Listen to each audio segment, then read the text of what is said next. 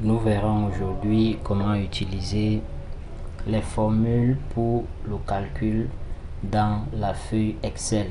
Donc j'ai apprêté ici les noms suivis des notes de, on peut appeler ça certains apprenants. Par exemple, Pierre, nous pouvons dire qu'il a une certaine moyenne et le coefficient de la matière langue c'est 3. Le total c'est à ce niveau. Donc à la fin, par exemple, si on a mis 10 ici, multiplié par 3, ça devrait donner 30. Donc, quelle formule dois-je faire? C'est donc la note qui est ici fois le coefficient 3. Donc, c'est la formule, c'est, vous mettez égal. Dans Excel, les formules commencent toujours par égal. Égal donc à, c'est E3, où vous sélectionnez tout simplement cette case ici, multiplié par 3 égal, d'accord, ça met la valeur 0. Donc une fois la formule appliquée, vous revenez ici, s'il a 12 par exemple, vous quittez et ça va directement effectuer l'opération. Donc vous pouvez d'abord commencer par mettre 12 avant d'effectuer l'opération. Donc, et pour modifier la formule, vous venez tout simplement sélectionner la case et dans la barre brouillon, vous aurez la formule. C'est donc E3 multiplié par 3. 12 fois 3 forme bien 36. Je reviens ici. Disons celui-ci a eu 8, 11, 3, 14, 17, 12, 8, 9, 3 et c'est tout. Donc ici on aura la même formule, c'est-à-dire 8 fois 3. Donc une fois la formule effectuée dans la case ici, vous revenez seulement là où il y a ce petit carré et vous faites un cliquer glisser. Donc vous faites le clic droit et vous glissez comme ceci. Ça va étendre la formule partout. Vous verrez bien que 3 fois 3, 9, 9 fois 3, 21. Et c'est la même chose pour la colonne-ci. Mettons ici 15, 12, 8. Bon, c'est à titre d'exemple, 13, 14, 1, 2, 6 et 9. Voici les notes de mathématiques. C'est la même formule. Donc ici, j'ai d'abord commencé par renseigner les notes avant de mettre le total. Ce coefficient, j'ai mis 4, donc je dois prendre la note de mathématiques multipliée par 4. Je commence toujours par mettre égal, donc je pars dans la case où je dois effectuer l'opération 15 fois 4. Je mets donc égal, vous pouvez écrire manuellement. C'est la cellule G, on regarde sur la lettre et la colonne 3. Je peux directement taper G3. Donc à défaut de venir sélectionner, je peux écrire au clavier G3 multiplié par 4. Entrée pour valider la formule. J'appuie sur la touche entrée et ça effectue l'opération.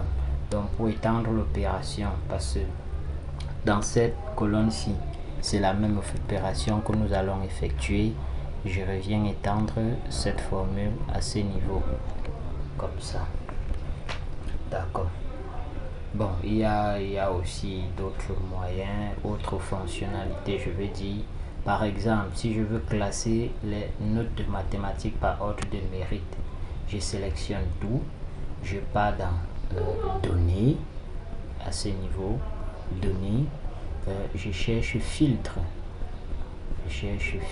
Oh là là, je resélectionne encore total mathématique, données, ensuite filtrer. Oui, dès que je clique sur filtrer, vous voyez une petite flèche qui apparaît à ce niveau. Je viens sélectionner, j'ai dit trier du plus grand au plus petit. Je sélectionne, on va me dire étendre la sélection. Oui, vous verrez donc que ça change tout, ça change ainsi que les notes de langue ici. Bon, seulement on ne peut pas classer en même temps mathématiques et langue par ordre de mérite. Donc je vais revenir ici maintenant pour la moyenne sur 20. La moyenne sur 20, ici la formule, c'est tout simplement le total de la langue plus le total en mathématiques divisé par la somme des coefficients, c'est-à-dire divisé par 7. Je reviens donc ici, égal, seulement cette fois-ci, nous devons ouvrir une parenthèse. Donc, égal, j'ouvre la parenthèse, j'ouvre la parenthèse, je veux faire la note de la cellule ici, plus celle-ci, la note de cette cellule, je ferme la parenthèse et je dois diviser tout ceci, par la somme des coefficients, c'est-à-dire 7 divisé par 7 et j'appuie sur entrée. Voici la moyenne. Donc une fois l'opération effectuée, je reviens à ce niveau. Hop, c'est fait. Donc 13 de moyenne 15 et le dernier à, je crois, 4. Donc ici à la fin nous allons mettre la moyenne du dernier, la moyenne du premier. Oui, je vais vous montrer comment utiliser la fonction max et min pour directement déterminer la note du premier, parce que dans l'élargissement du traitement, il ne s'agira pas seulement de quelques noms, mais peut-être les milliers, les dizaines de milliers, qui sait. Il y a aussi ici la décision. Donc finissons d'abord. Je veux par exemple classer ceci par ordre de mérite. Je sélectionne encore tri. Je peux filtrer autant pour moi. Dès que nous cliquons sur filtrer, il y a une petite flèche qui apparaît là. Je sélectionne trier du plus grand au plus petit. Oui, ça me demande d'étendre la sélection. Oui, j'étends la sélection et ça change exactement même les notes dans les cases en fait. Donc ça veut dire comme Pierre était d'abord en haut, ça fait basculer la note de Pierre avec sa note de langue ainsi que le total. Maintenant, pour la décision, supposons qu'à la fin, ça peut être un examen. À la fin, il y a promu. À la fin, il y a promu, il y a refusé. Donc, si je veux par exemple dire ceux qui sont promus doivent avoir une note supérieure ou égale à 10. Je viens sur une fonction si. J'ai fait tout un tutoriel là-dessus. J'ai saisi égal. La condition, c'est si. J'ouvre la parenthèse. J'ouvre la parenthèse. Je dis par exemple, si la valeur qui est dans la case ici, donc c'est I3, je peux directement sélectionner, ça me donne I3. Si cette valeur-ci est supérieure, c'est en bas de la touche X, est supérieur ou égal à 10, alors, puisque quand on parle de si, on doit toujours dire alors et sinon. Donc, alors, et alors se traduit par un point virgule. Donc, si cette valeur-là est supérieure ou égale à 10, alors c'est point virgule. Donc, si ce n'est pas une valeur numérique, vous mettez les guillemets. Si c'est une valeur numérique, pas besoin de mettre les guillemets. Ici, je veux mettre alors admis. Donc, j'ouvre les guillemets. Admis. Je ferme les guillemets. Et la formule n'est pas finie. Sinon, donc, point virgule encore. Point virgule.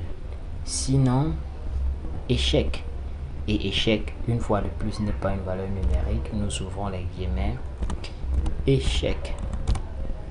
Et je ferme les guillemets. N'oublions pas aussi de fermer la parenthèse. Bien entrée. Ça met bien admis. Donc, pour réviser la formule, il peut arriver qu'il y ait les erreurs dans la formule. Vous sélectionnez juste la formule, la cellule, autant pour moi, vous activez la cellule et vous revenez dans le brouillon. S'il y a un truc à modifier, vous modifiez. Donc là, je vais étendre la formule jusqu'en bas et vous allez voir ceux qui ont échoué. Ça va afficher échec directement. Donc admis jusqu'ici, celui-ci il a échoué. Et il y a aussi les autres tri, c'est la même chose. Vous venez ici, filtrer toujours. Si je veux cette fois-ci classer par ordre alphabétique, si je veux classer par ordre alphabétique, trier de A à Z, étendre la sélection, oui, et ça classe par ordre alphabétique et c'est comme ça qu'on affiche souvent, donc par ordre alphabétique. Et vous voyez échec, admis, échec, échec, admis, là ça panache. Donc ici c'est la fonction max et nous allons voir ça dans la prochaine vidéo. Donc si vous avez aimé, et j'espère aussi aimer même n'est pas bien, j'espère que ça vous a aidé, que vous avez vraiment bien compris.